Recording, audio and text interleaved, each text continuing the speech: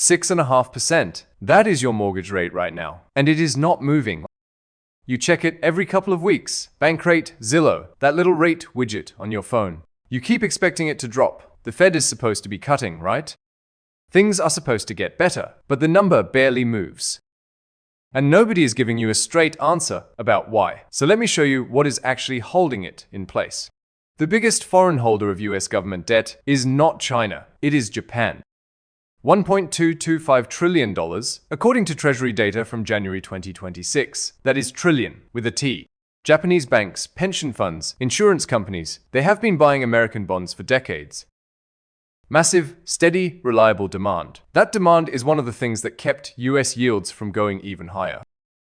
And it kept your borrowing costs, your mortgage, your car loan, your credit card, APR, from getting worse. They were buying because they had no choice. Interest rates in Japan were basically zero. Some years, literally negative. If you are a Japanese pension fund and your own government bonds pay nothing, you convert your yen into dollars and buy American Treasuries, paying 4%. Easy math. But here is what changed. Japan's 10-year bond yield has climbed past 2.4%. Their 30-year has pushed past 3.6%, highest in over 20 years. The Bank of Japan raised its policy rate to 0.75%, and the market expects more. For the first time in a generation, Japanese institutions can actually earn a return at home. So the trillion-dollar question, literally, is this: why would they keep lending their money to us? Some of them are not. We already saw what the early stages look like. August 2024. The carry trade started unwinding. Japan's stock market dropped 12% in a single day. Over $670 billion in value, gone in hours. Around $200 billion in positions closed out in weeks. US market shook.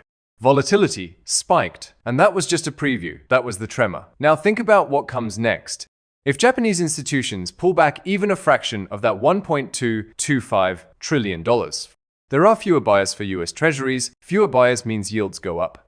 Yields go up, and the 30-year mortgage rate, already around 6.5%, does not come down.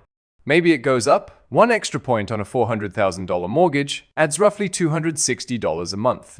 Over 30 years, that is over $93,000. That is not a Wall Street number.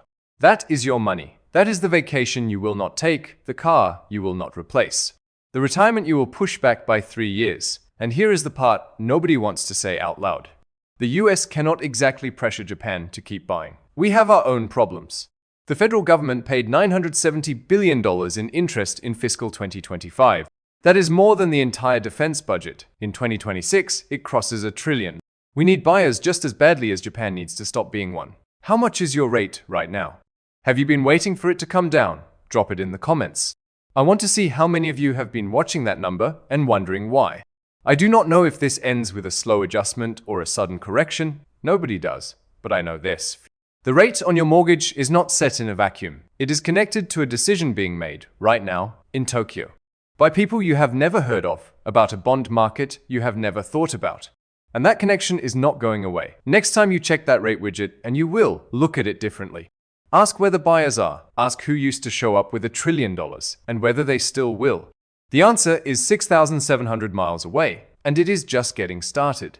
This is not financial advice. It is a picture of the forces most people never see behind the rate on their screen. Talk to a licensed professional before making any decisions based on your own situation.